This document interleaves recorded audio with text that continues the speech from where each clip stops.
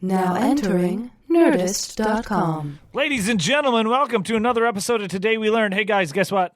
A, I can't hear my voice, but and B, guess who's here today, guys? Guess who's back? Guess who's back? Back again. Oh, it's Dan. Hello, friends. Hey, Dan. Hey, Razzle. How you doing, man? Hey, man, I missed you. I missed you as well. I'm glad you're here. I'm glad I'm here as well. It's been a hectic month, but I'm back. I'm glad to be. Looked at me. I'm glad I've escaped the nether realm of just doing the intros, and I can actually be here for a change. I'm also glad because we have a really fun episode ahead today. Today's guest is one of my favorite people in Los Angeles, super funny guy. You should check out his many, many podcasts and books and stand-up albums, which we will plug later on. I'm pretty sure I saw him on a commercial recently too. He's getting around. Yeah, he's getting around. He's getting around. He's a very funny dude. He's a very funny stand-up comedian, and he's very funny on the internets and all of that. So follow him on all of those things. Yeah. And all those things. All those things. Everywhere you want it, that's the way you need it. That's the way Today We Learn it. Yeah, I like that. So that's pretty much it. Do we have anything to plug up top here? Anything people need to know about? Oh yeah, Hold guys. on. Guess what? Hold on, real quick. What, Eric? Did we find out what number this is? I can never. I know what number it is. All right, I got the never number. mind. Well, you gonna tell me so we can synchronize our watches? Yeah, I will. Look at the bottom of this screen right here. Not you guys at home. I got it. You guys should. Okay, I know. No. No one noticed the weird dead air. That's right after Halloween, so it's still a little bit residual spookiness left over. But you know what's not spooky? Today's show. You know what the only spooky thing is? If you don't listen to it. But that would only be because you died 10 years ago tonight. Oh, no. Anyway, without further ado, Today We Learn number 109 with Brock Wilbur. Today we learn. Gentlemen, let's broaden our minds.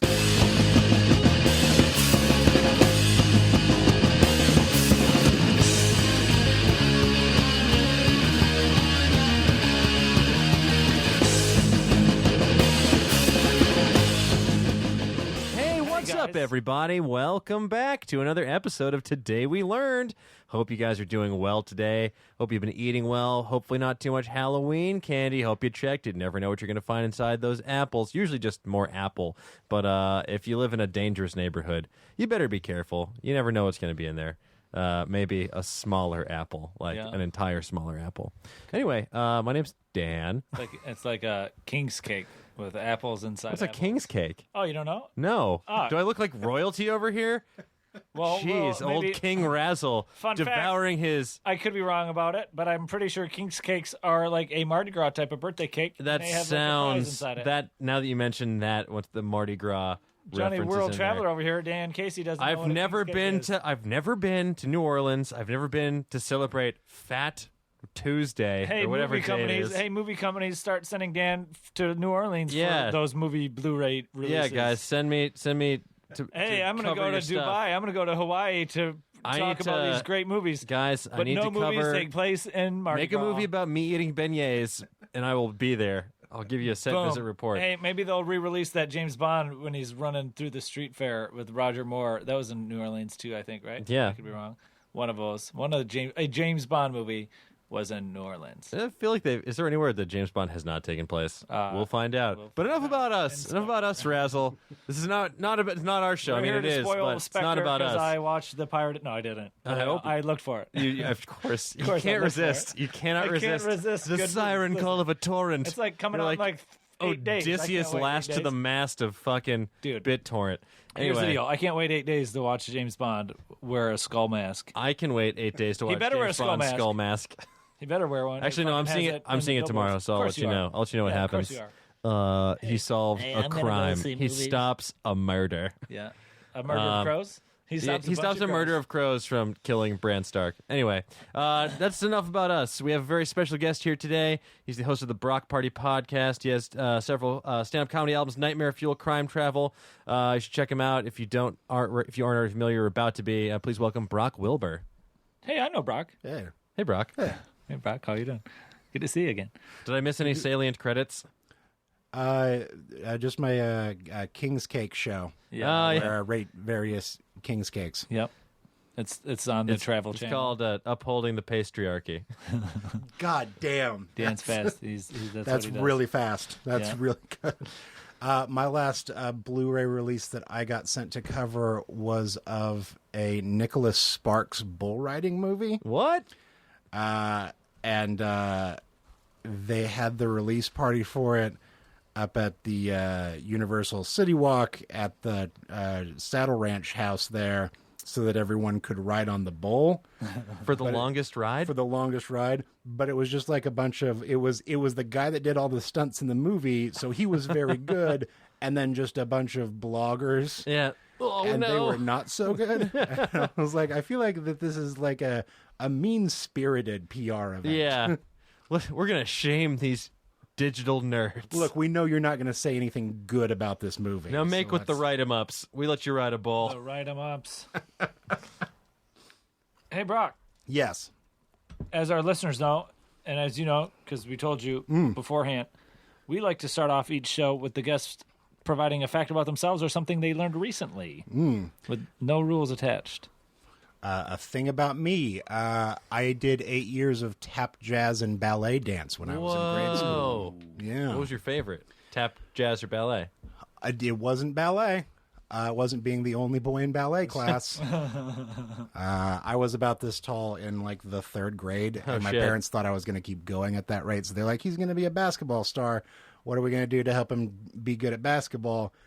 I know, we'll put him in dance classes because that'll help with his footwork, which nothing in there ever helped me do a basketball better, but it did set me up to be very good at high school musicals. So I'm still not sure why we went through that, but it is a fun thing that every once in a while I'm like, oh, I still know what a step ball change pot array is. A little grapevine. So Yeah, you were that's in it. musicals in high school? Yeah. What was your favorite musical? What musicals did you do? In a Kansas town, it's mostly Jesus Christ Superstar and Godspell on a loop because those are the safe ones. But we did do Little Shop of Horrors one year. Very cool. And I was also on the football team at the same time as being the dentist in the show. Whoa. And so I had to run from the football game at halftime back to the other side of the school and change into a dentist costume.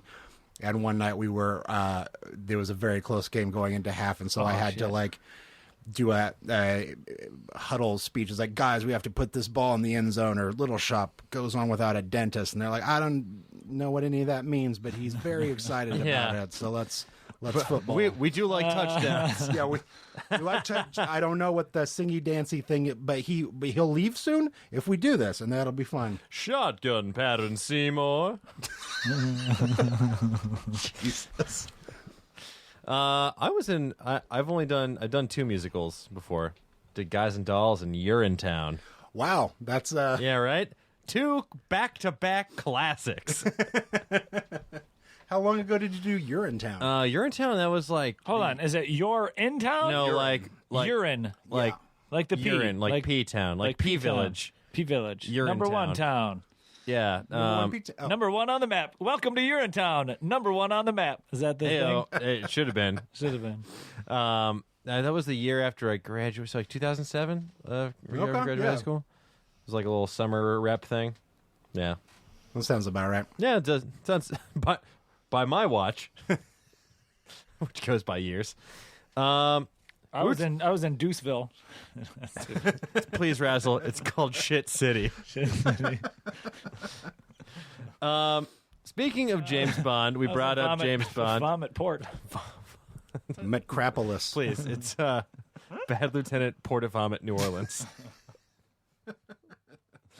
We were talking about James Bond briefly. Yeah, we were. And I just did some research about J Bond. Yeah? Jamesy boy. Where hasn't he gone? Jimmy Town? And I don't know. I could not tell you that, but I can tell you, over the course of his 23 films, he has murdered 362 people. It seems low. That seems high for a secret agent, though. Does that include like explosions in buildings? Like a people guy might is supposed to notice? be... Yeah. No, that's like overtly him, like overtly murdering people, like straight up. Okay. this group called Oral Knots. They do really awesome videos on YouTube. They made like a montage of every murder that James Bond commits, and also every terrible joke he makes afterwards. I think there's only like 28 terrible puns, but a lot of murders. You have to feel bad if you're one of the people he killed, and then you didn't even get a bad joke about it. Yeah, exactly. It's like you're not worth his pithy time. That man is dead. Yeah. Goodbye. Yeah, it wasn't my best. Just shoot it. You shot his corpse. That wasn't even a joke. James, please, he's already dead. Over the course of his films, he's also slept with... Hold on, he's killed 300-some people? 362 people. Yeah, well, guess how many John Wick killed? John Wick. In one movie. In one movie. John Wick probably killed, like... I feel like... I want to say, like, 100, but I know it's less. Like, 60? 77 people, James Bond. What the fuck, dude? Somebody needs to murder James Bond's dog. To be fair, James Bond is supposed to be a secret agent. So, like... He's not supposed to, like... Be a murderer? He's supposed to solve crimes and, like... No, he's people? supposed to be, like, surreptitious and, like, get the job done with his, like, just in and out. Yeah. And in and out. He's a horrible And in spy. and out. Yeah, he's really bad. James Bond. That averages about 15 people murdered per movie. I guess that's not too bad when you think about Well, it. you need to kill one to become a 00. Is that how it works? He's trying to become a 000. Yeah. Two Spigolo, male triple O. Male triple. It's a decimal point joke. Hey, Brock, yeah. here's something. James Bond I has slept with... I feel like this is. I feel like we're on. I feel like Dan and I are on that Chris Farley show where he's like, "Hey, remember when?" Yeah. Brock, you're a fan of Doctor Who. Yeah, I guess something. Are you still a fan of Doctor Who? I know we've had this conversation. Yeah, via we have this social media. conversation a lot, Razzle. Yeah. Are you still a fan or are you not a fan? Yes, I'm still a fan, and I know that you How do you have like those sunglasses, buddy? Damn it. I know that you don't like Capaldi. It's fine. We can still be friends. Everything's... That dude, he used to be in a band with Craig Ferguson. Yeah, called the Little Sonic punk Sunglasses. Band. They're what? They're not called the Son of Sunglasses. They've got him playing the guitar a lot this season. Of course they do. Got to use what he can do. Here's the thing. They were in a band called Dream Boys. I'm a huge fan of... I like Doctor Who. Yes. I stopped watching when Capaldi was on. I watched maybe 4 episodes of him. I couldn't get into it. I'm going to start back up, though, because I hear it's getting good, It or is I hear good. they're going to get some cool special guests. Did you know... Here's a fun fact. Back to the show here. Jim Carrey was offered to be the 8th Doctor of Doctor What? Who, but he declined the role because he felt it would cause outrage amongst Doctor Who fans if the role was not played by a fan. I don't think they have to be fans. That's such a weird think it's more- back-out answer. I think it's more if a non-British person let's played start Doctor there Who. instead. And also, here's the thing. Did you know that Doctor Who was originally an educational show? Yes. And it had the episodes set in the future to teach kids about science, and episodes set in the past to teach them history. It started to not be that way, and then they started to get into it a little more. They sort of thought that they would do that, and then ratings were just awful because those episodes of TV were awful. Even the ones set in the past, they were set in weird, like, caveman days. And there's a whole episode that me and my Doctor Who podcast co-host, Riley Silverman, quote all the time, where a caveman and a group of other cavemen shout about Orb, the sun, and meat, and they just shout about Orb and meat for about an entire 22-minute block of television. You're like, wow, somebody was able to put that out and put their name on it, and everyone was paid. So, would you say you've seen every episode? No, but we're getting there. Riley asked me if I wanted to do a podcast where we went through the classic episodes of Doctor Who, and I was drunk and said yes, and now I've committed myself to watching 50 years of a show I don't particularly like. It's only 50 years. Oh, you're not a huge fan, or just the old ones? I like a lot of the new stuff. There was nothing about the old ones for me, and boy... But the dude wears a scarf. Well, I'm not even too scarf dude yet. You're I'm not? in You're the old 1972, guys. and we've been doing this for more than a year. Holy Wow. cow. How many episodes were there of the old shows? Just as many as there are now, or was it still like 12 episode so, season? So many. Most of what they would do is they would do, instead of an episode, things were in basically 6-episode arcs. Oh, So okay. every episode is basically 3 hours long. Are you shitting me? That's And when truly you brutal. get back, and like it goes so far back into TV history that it sets the bar so low that I remember having like an almost sexual reaction when there were 2 locations in an episode. Like, other places. When color kicked in, I thought I was going to cry. It's like not a bottle episode. Yeah. Every episode is in the TARDIS. Why not? Or a Speaking cave. of Scarf Guy, that was Tom Baker, and his scarf was actually created by accident, according to popular lore. James Atchison, who is the costume designer for the series, was supposed to have provided several balls of yarn for someone to choose from while making a normal-sized scarf for the Doctor. Instead, the person who was knitting the scarf knit them all together and made one mega-sized scarf. And it became a hit, so they decided to keep it. That sounds like the story of everything in Doctor Who. I don't know. A prop person wasn't paying attention, but now it's something we care about. Exactly. Someone. We forgot to get the information printed on this piece of paper. Let's call it a magic notebook. Who What's swapped it called? out? What's their notebook called? What's this thing called? Psychic paper. Psychic paper. Yeah, close enough. Who swapped out the sonic screwdriver with a vape? Guys, come on, we can't do this. Oh, are those sunglasses over there? Those are cooler than a vape. Let's use those instead. Sonic sunglasses. That's the thing. Are they now? Yeah. I haven't been watching this season. Yeah. I've only seen the Christopher Eccleston season. Yeah. Series, excuse me. Series. Yeah. Fucking Anglophiles. I know they're Speaking shaking of people their that fists. weren't a fan of the show. Yeah. Right. Yeah, oh man, he Or a fan is of- not. I had to ask him a Doctor Who question when I interviewed him at the Thor 2 junket, No. and he was instantly hold on. mad. Who was he in Thor? Instantly What was mad. he in He's Thor the 2? villain, Malekith, the Dark Elf. Ah, he is that dude. Yeah, he was instantly like. Yeah, that's him. I was like, well, I fucked up huge. No, he's not a fan, and he doesn't like to talk about it. And it's more annoying when Doctor Who fans now get mad, like at the 50th anniversary. They're like, "Well, everyone's got to be on. He's got to come back and do it." It's like he doesn't, and leave him alone. Like he doesn't. He's made it clear he doesn't want to participate anymore. Yeah. Holy shit. I just was looking up some weird Who facts. In the 80s, Pete Townsend was... in the 80s, Paramount Pictures wanted to make a Doctor Who film. Yeah. And their first choice was Michael Jackson. They wanted Michael Jackson to be Doctor Who. Their second choice... I could see that. Give me one guess who you think their second choice is. David will- Bowie. Oh, David Bowie? I could see him. I could see Michael Jackson in the 80s, like early 80s. Oh yeah, I could see Michael Jackson both shades. It's a Moonwalker era Jackson. Oh, yeah. Moonwalker Yeah. Jackson. So tan. So dark tan. I could see that. yeah. He was great, man. And yeah. dude, Michael Jackson well, was great. In the 80s, entire The answer was all great. is Bill Cosby. Oh, I could see that. The dialects love Quaaludes. Good God. Exterminate! The thing and the you don't look. You look at the angel and you wake up in the bed and you don't know. They did an The American. weeping angels are weeping because Bill Cosby. Don't blink, you see. They did an American TV Doctor Who. He's the 8th Doctor, and he wakes up and he arrives in San Francisco and immediately gets shot in a gang shooting, and so spends like the first episode of the thing basically in a hospital where they're like, "As a weird guy got shot.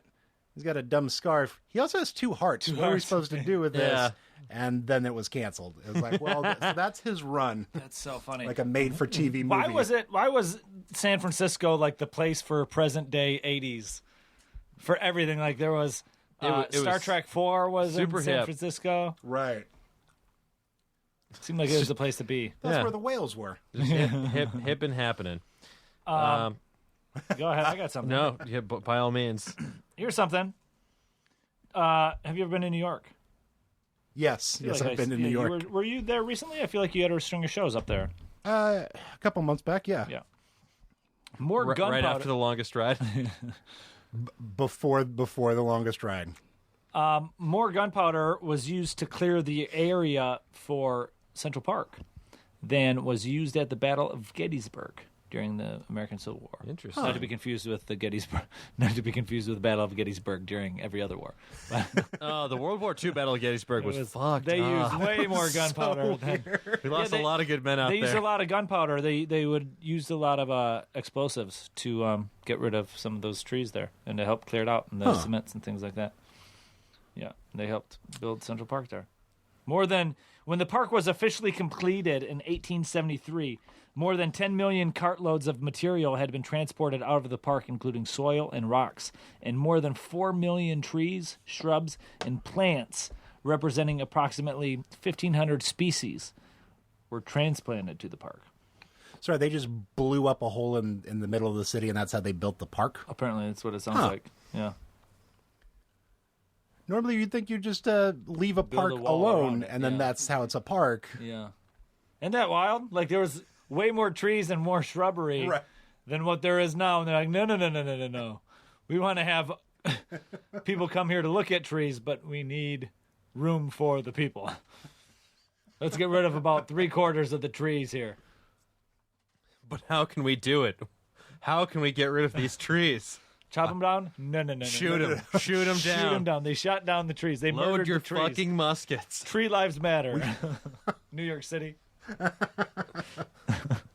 This is a great thing to be outraged about 100 years after the fact. Finally. They did what? What did they do? Some bitch. Tell Gawker. Yeah, right. Hey, Salon, read an article about that. Oh, They shot grass. It's insane. They shot at the trees. Yeah. Innocent trees. Dan, you had a fact pulled up. Oh, I do have a fact pulled up. So, guys, I don't know about you, but there's certain foods that I can't get enough of. I almost feel like I'm addicted to eating them. Okay. Certain foods.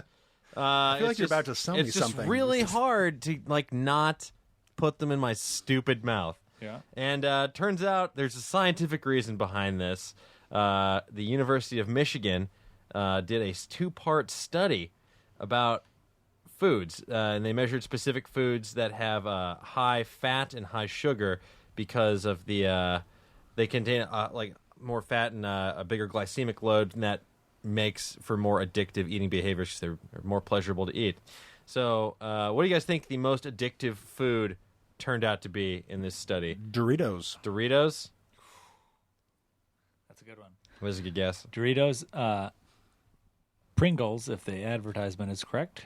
I think you guys are getting a little too specific. I'm going to say pizza. Pizza? You're correct. Pizza topped the list. You can't just have one slice unless you're a fucking monster. And if you eat that shit with a fork and knife, I don't want to know you.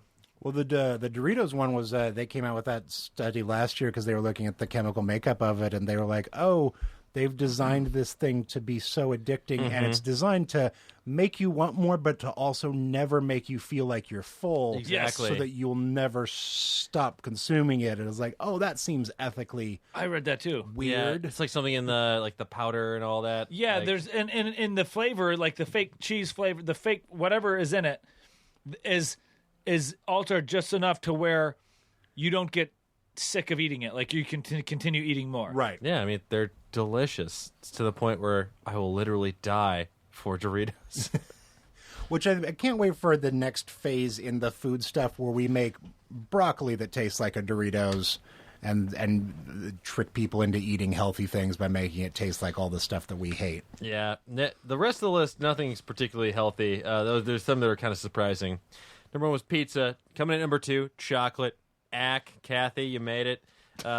3, chips. That's where we get our Doritos and our Pringles. chips. Number 4, cookies. Number 5, ice cream.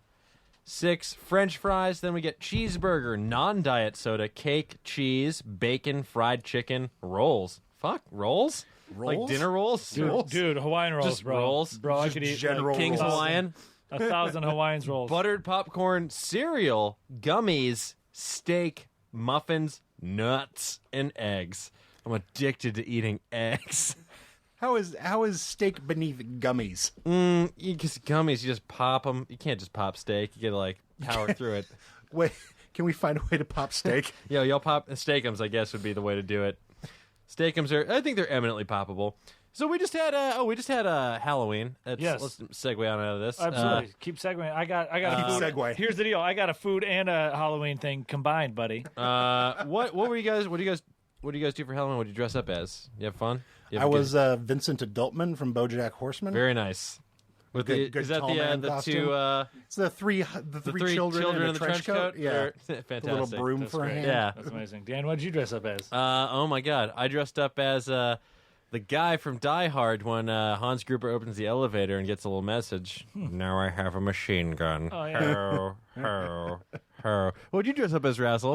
Oh, that's funny that you say that because I dressed up as Carl's brother from Die Hard. Carl's who brother was from also, Die Hard? Yeah, he was also dead in an elevator with a sweatshirt that said, "Now I have a machine gun." Oh my god, that's so insane. weird. That's crazy. Two hosts of a podcast that had no recollection of what the other was dressing up as planned a costume that was exactly the same. Yeah, it actually was pretty That is so bonkers. wild. And it's so bonkers. It was one of the most comfortable Halloween costumes I've ever worn, Tall though. Carl, You're his just wearing brother's dead. a crew sweatshirt, Yeah. sweatpants, and a Santa hat. Yeah. Yeah, that's not bad. Yeah. Did you put blood on your face? I Because I did. didn't. I went don't for the like blood. me. I didn't. I did that extra touch. Yeah. I went as a handsome version. Like I had cuffed up sweatpants. Oh and yeah, some nice you went as like Reeboks, and stylish I murdered wore- Carl. My sweats were American Apparel fitted. You know. Oh yeah, I had mine to were go as the H&M. They were handsome. fitted. I'm not wearing these baggy ass sweats trying to show off my goods. Yeah, you know. It's Halloween. You have to, bro. Yeah, trick or treat. You know, this is kind of segueing into food. There was one of my best friends, as the podcast knows, and as you guys, I don't know if you guys know this, but one of my best friends is dressed up as Popeye. The Rock, Dwayne The Rock Dwayne Johnson. The Rock Johnson is one Oh, of my how best is friends. Dwayne? Oh, he's doing great. He's in Oh, Miami hi, right now. Dwayne. Yeah, he dressed up as Popeye. And the reason Popeye eats spinach, here's a fact I got here, is because of an error in the calculation of its iron content by chemist Eric von Wolf in 1870. Oh, you really fucked us. Yeah, Wolf. come on, fucking Eric. That's why I go by Razzle, not Eric, because Eric pisses me off because he's a It's chemist. a history of misleading the public. Absolutely, I don't want to mislead the public with anything. So I'll just he misplaced a decimal point, recording iron as having 35 milligrams of iron per 100 grams instead of its true value of 3.5. The former is equal to eating part of a paperclip per serving of spinach, per 100 grams of spinach. So that's why Popeye, because the writers and the creators of Popeye seen this study and they're like, oh, spinach will make you strong because They were writing Popeye when the first spinach study was coming out. Apparently. You read the new spinach study there? Yes, there, Max Fleischer. Put this in your cartoon. Do people not know that this is going to make us into superheroes? Quickly, write it. Quick. This guy with his weird tumors in his forearms. Have him smash open this spinach can. Donkey Kong was a Popeye video game up until the last minute. They couldn't secure the license, and when you go back and look at the game, it's pretty clear that that's Bluto and olive oil and Popeye. Okay, I'm glad you say this because, okay, you say Bluto, but there's also at some point there was a Brutus, right? Or was it always Bluto? I feel like I remember two of them, but I remember it being Brutus? like the same dude. No, you're not wrong. Bluto and Brutus are the same character. He was... God, I'm trying to remember when he was called Brutus, but he definitely has been called both over the years because I remember him having two names. In the 1960 series, he was Brutus. Okay. But the original series, he was Bluto. Popeye was created, his first appearance. Oh, because I think the original one was owned by Paramount, and the second one was owned by King Features, so they wanted to evoke him without actually being him. Okay. Yeah, Popeye's first appearance was January 17th, 1929 in a comic strip. He also fought the Sea Hag. Yeah. So How do you get the character of Popeye but not his villain character? Well, sometimes I don't know. Yeah, I couldn't tell it's ya. kind of like how you can buy a comic book company and not use their most notable and not have hero, the rights to. their most popular, relatable hero they have. You see, Bluto is tied up with the X-Men. He's part of their cinematic universe, and so I guess Fox needs. So you mentioned that Donkey Kong, and then did they create Mario from Donkey Kong? Is that So Donkey Kong, Right. They couldn't have Popeye, so they ended up making him. Yeah, they just were like, I don't know, make a little guy, and you're like, oh, so Mario was Popeye. Was Popeye. And the name Mario actually came from the mysterious landlord who owned the Nintendo office, the original Nintendo office where they were. He was this weird, eccentric guy. They didn't really know much about him, so they named him Mario because it made him laugh. Yeah, his did they name him Mario? Luigi Mario. No, that was you can thank that ill-advised movie.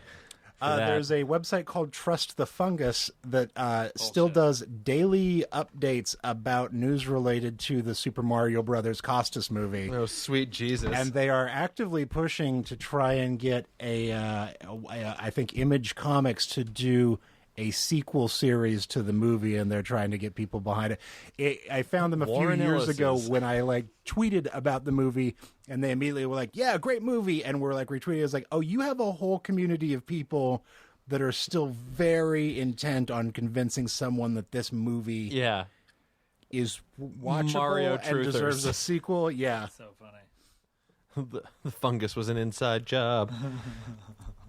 This is exciting, guys. Do you know that today, November 2nd, the day we're recording this podcast, is a holiday?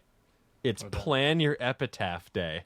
Oh, okay. Is that a real thing? Yeah, but listen, you can't lie on a Mental Floss article. Yesterday was National Cook for Your Pets Day. Today is National Plan Your Epitaph Day. What would your epitaph be? Have you guys thought about this at all? Are we planning the epitaph for the pet we killed by cooking for it? No, they don't get an epitaph. They just get an unmarked grave. Mine would probably be Here Lies David St. Hubbins, and why not? Let her rip. It's fine with him. Yeah. This is such a good movie. What would yours be? What would mine be? I haven't really thought about it too much. So let's just go with a solid B+.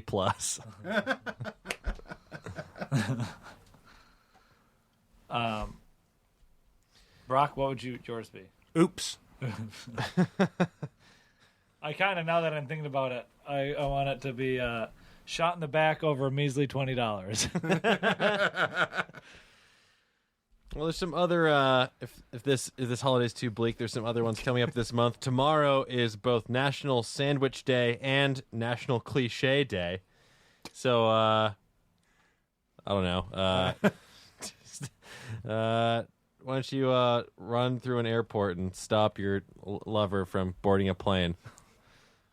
Oh, wow. Rom-com cliche day. Yeah. Much more specific celebration. But now you just get gunned down by security. They're like, we got a runner. He doesn't have a ticket. Speaking of rom-coms, and go on. I like that there's the moment where you could have stopped him. No. We're not doing it. I was like, where are you going with this? what's your favorite fast food chain? November 7th is Pumpkin Destruction. What's your Dan? What's your My favorite food chain? Yeah, are we going fast food specifically or any chain? sit down food chain. Sit down food chain. You know what? Let's go with Chili's. Why not? Brock, what's yours? Also a Chili's man. Chili's is great. Yeah.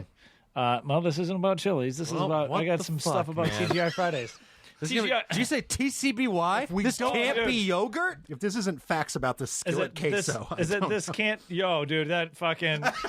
I could talk about Chili's queso dip for an hour every day because it's so good. Chili queso dip is so good, dude. Chili's is so good. This is about TGI Fridays. TGI Fridays it was founded March 15th, 1965 Had a feeling. by two dudes, Alan Stillman and Daniel R. Scoggin. It started out as it was like a singles bar.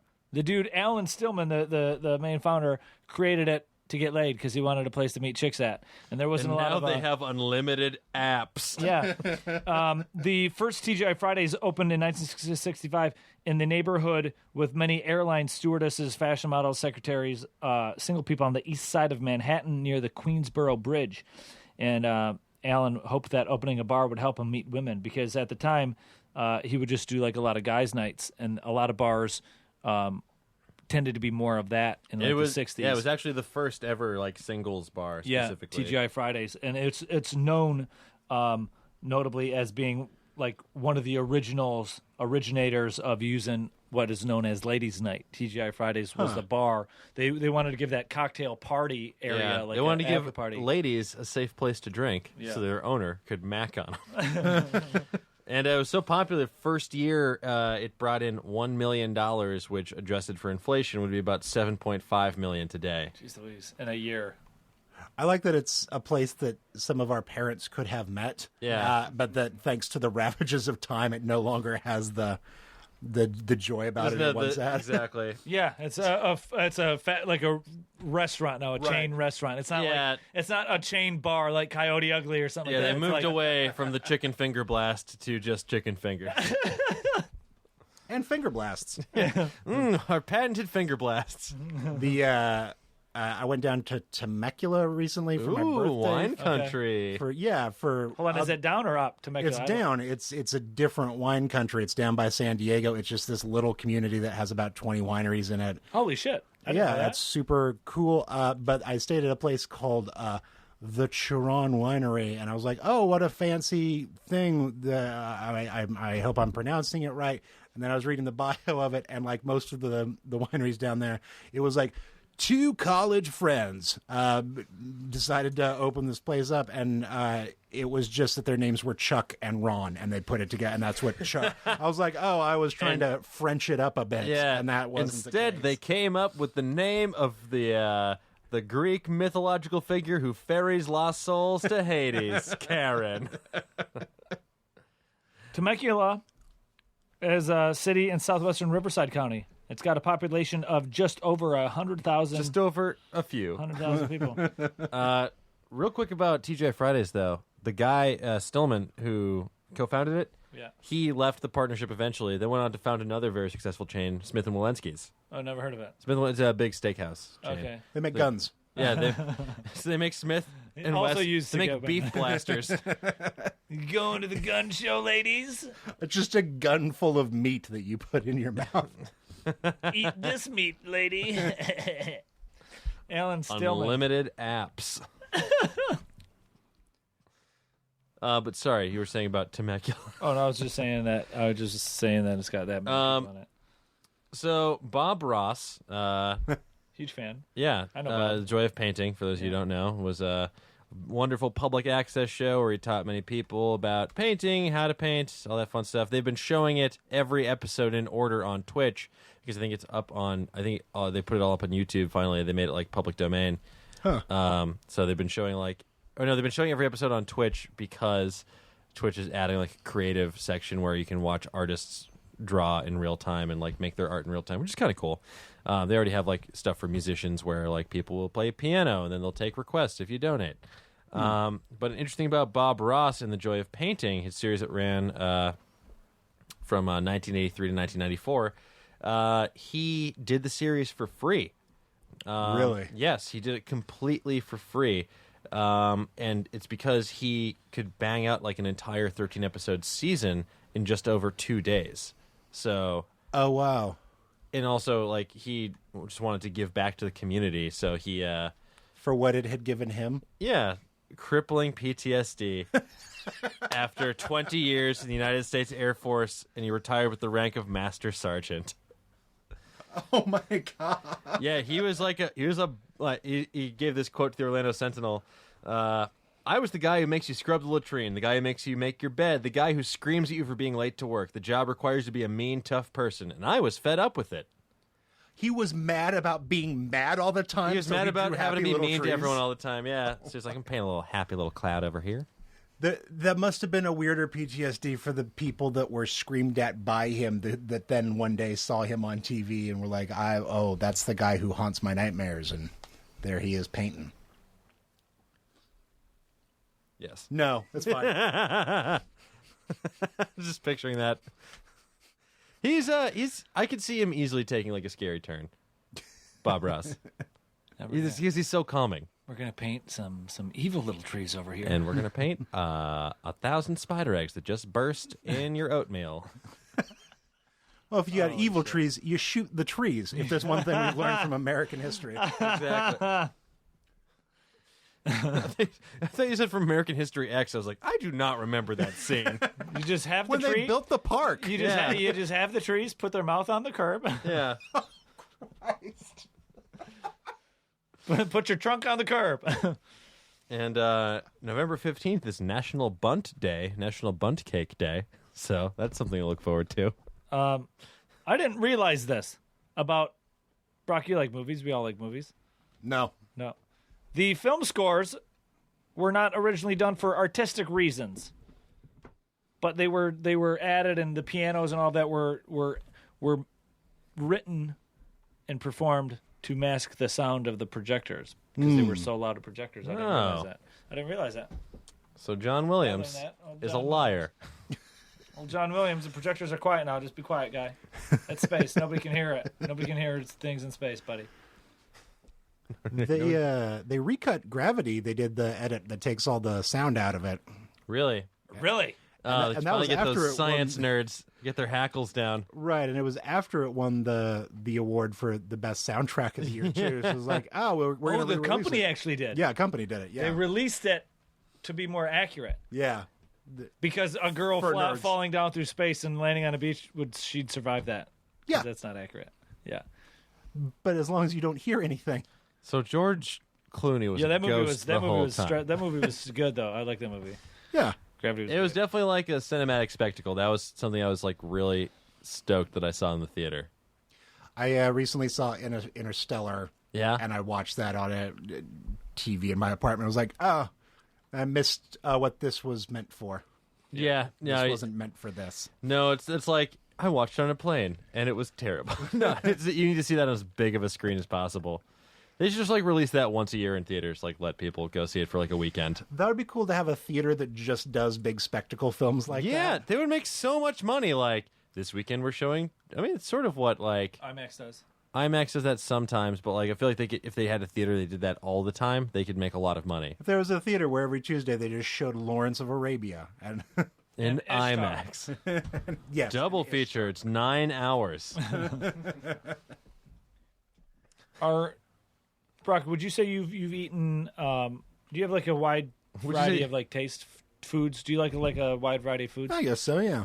Have you ever had haggis? Yes. You have had haggis. I have Where have you had haggis. In the United States? In the United States, yeah.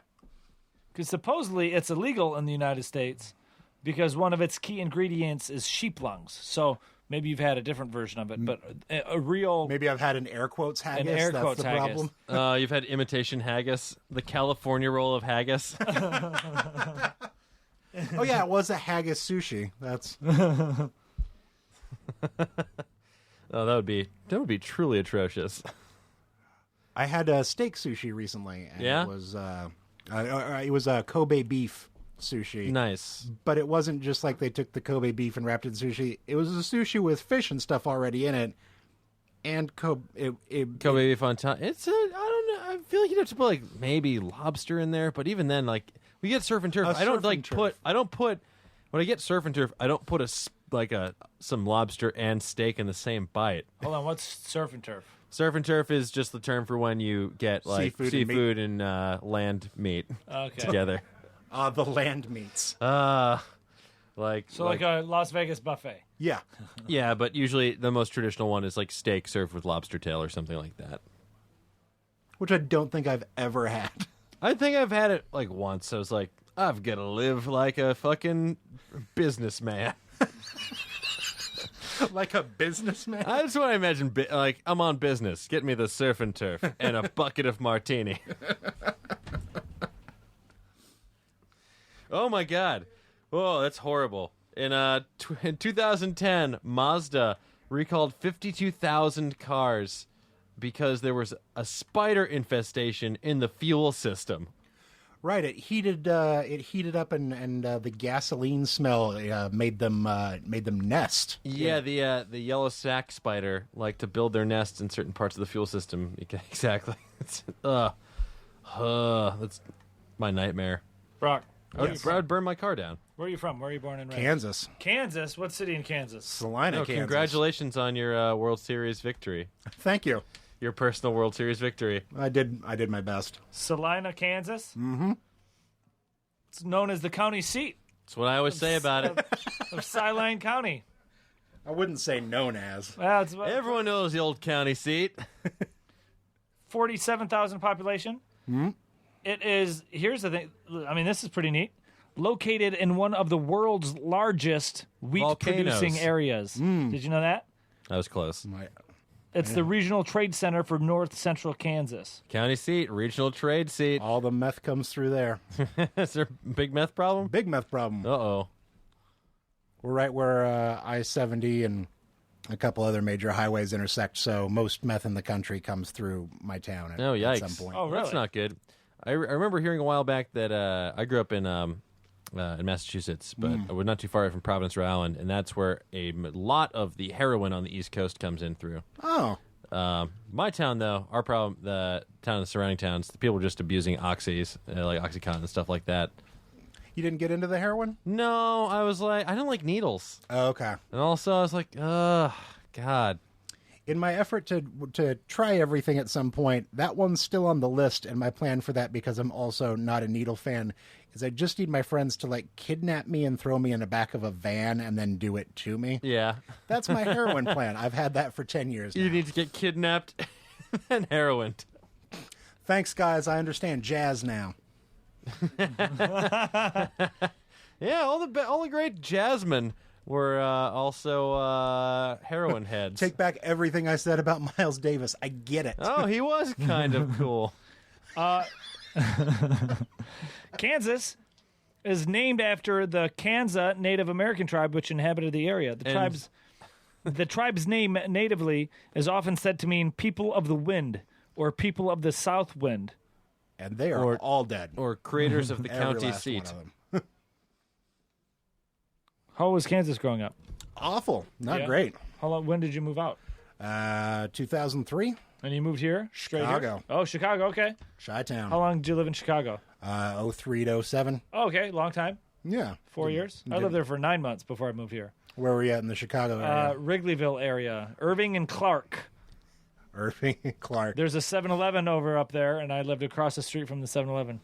I like doing stand-up in the Wrigleyville because if there's a game across the street, the crowd changes as soon as that game ends as people flood in. You're like, oh, this is a different group of people than I was just talking to. Time to go with other material. It's like Battle Armor He-Man, like it changes instantly.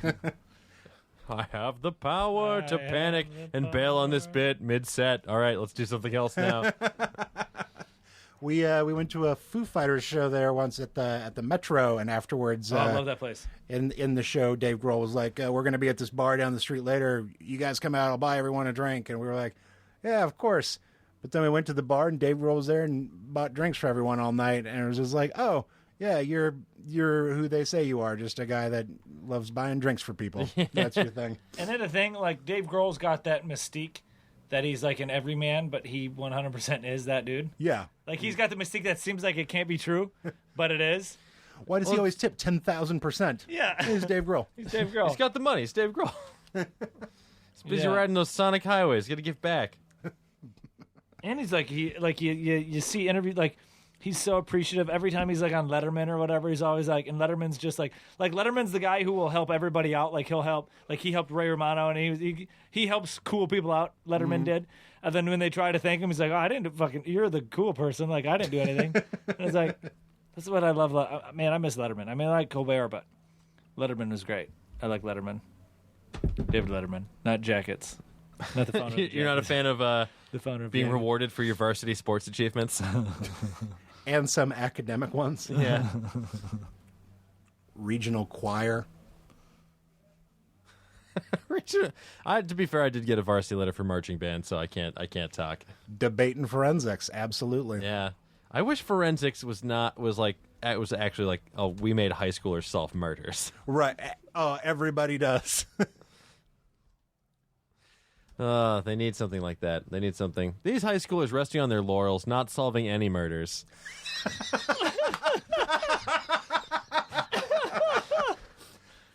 If they want to get into a good school, they need to solve at least one cold case. If a kid did that, they should absolutely have college paid for. Exactly. Yeah, like, oh, you solved a murder. You get a free ride. We've got a whole generation of little Encyclopedia Browns out there constantly trying to solve unsolved cases. We need more. We need more Encyclopedia Browns. Hey, I'm glad you bring that up because I loved those books as a kid. Mm-hmm. And I wish they would make a movie out of that because I would give it my money because I'm a huge fan. And with the success of Goosebumps, knock on wood, hopefully someone will. But it was apparently the first edition of Encyclopedia Boy Brown. They were from 1963. I didn't realize they were like an old. I thought it was kind of like an 80s thing, 70s and 80s thing growing up. But apparently Encyclopedia Brown has been around since the 60s.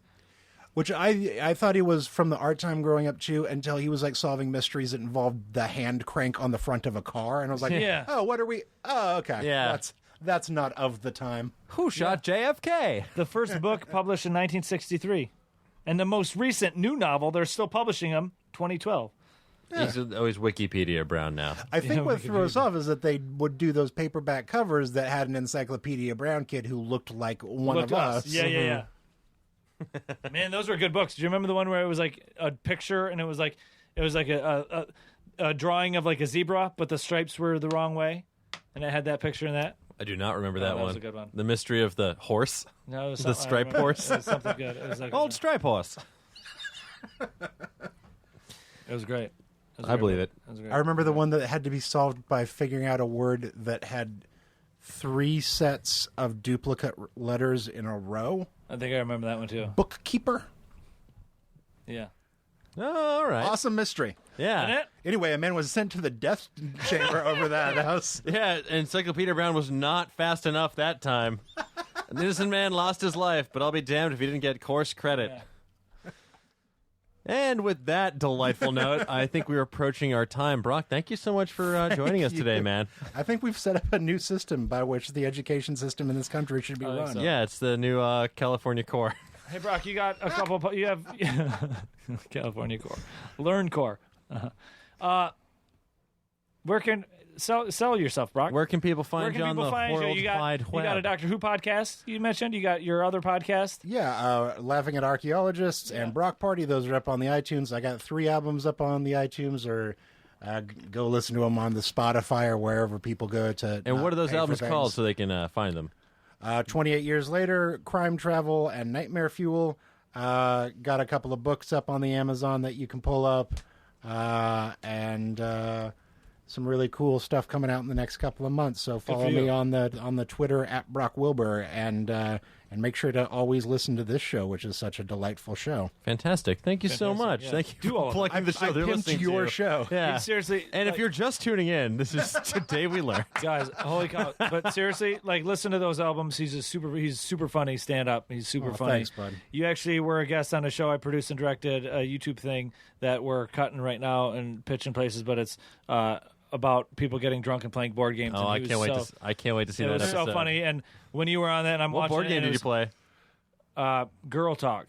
And it was so you're a mashup DJ? Holy funny, dude. It was so funny, and I'm so glad. I can't wait for that episode. I was so heartbroken that we couldn't do Mousetrap because I'm convinced that no one has ever actually played Mousetrap. No, the game ends when you put it together. You put it together, you drop the ball. There's a bunch of pieces. No one knows what they go to. Exactly.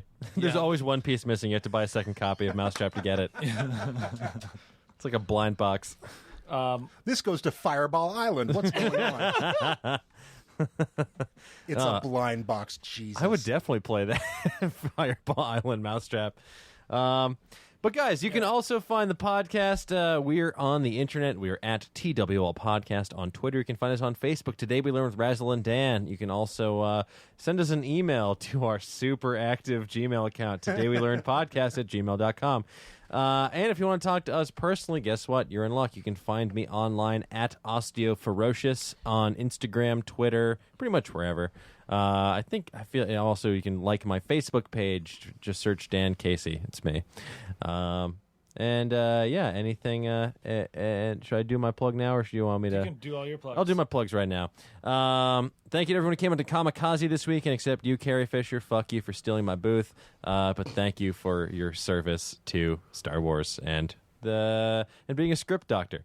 It was a good Kamikaze weekend. Yeah, it was a good weekend. And my new book, 100 Things Star Wars Fans Should Know and Do Before They Die, is out right now. You can buy it on Amazon, Barnes & Noble, wherever fine books are sold. You also still pick up my Avengers book, 100 Things Avengers Fans Should Know and Do Before They Die. And I'll have some more signings coming up in December, possibly November. I'll I'm super put that excited out on... Star Wars is out. I didn't know it was out yet. Yeah, just officially dropped today. So I think Amazon got their stock in a little early, and I've had my little review copies, but it is out there in the world. And if you don't like it, guess what? It makes great kindling. So just buy a copy, do what you will with it. But thank you very much. And now kicking it over to DJ Razzmatazz. Hey, guys. Yeah, you can follow me on Twitter at My Name is Razzle2. You can follow me on Instagram, My Name is Razzle. You can follow me on Reddit or whatever at My Name is Razzle3. Or you can get me on the new List app at My Name is Razzle2. Oh, List. How do you like that app? Oh, I like it. I just listed numbers 1 through 10. You fucker. Number 1 is 1, number 2 is 2, and I'll let you follow me on the List app to find out the other 8. Here's some controversial listings on there. I don't get it, but I'm doing it. Number 7 will blow your mind. It's a, Number 8 made me weep blood. yeah. I mean, one of my things I did. Let's see here. One of my lists on there is Bane's to-do list, so you could get there. 1 was get caught. 2 is crashing the plane without any survivors. 4 would be born in the darkness and molded by it. Yeah. I was born in the darkness. Fun fact, he was born at 5 o'clock after daylight savings time. Oh, really? When it's dark out. Wow. 4 was something about recycling blood between people that he was about to kill for. I still don't understand it. I've read the script to try and understand it. I still don't get the idea. Number 8 was drink a smoothie for nourishment. Number 7, sign up for Pilates. Number 19, confess my love before I die. Number 20, become Mad Max. Yeah, you can follow all those, do all those things, and give us a if anything. If you don't follow me on any of those things, I don't mind, but give us a good rating on iTunes. I would really appreciate some good ratings on iTunes. We have some great ratings on iTunes, but I'd like some more because they changed their charts around, and I want to get back on the charts. Yeah, let's get back on the charts. Let's get out into the rain. Let's chart. You know, let's get out of my there. dreams and into my charts. Get out of my dreams. And onto my just iTunes get out. charts. Just get out of my dreams, Bob Ross. Yeah, that's that. Yeah. Dan, as always, clam bam. Thank you, man. Ooh, I like that. Yeah, there we go. Thanks, everybody. Thanks, Brock. Bye. Now leaving Nerdist.com.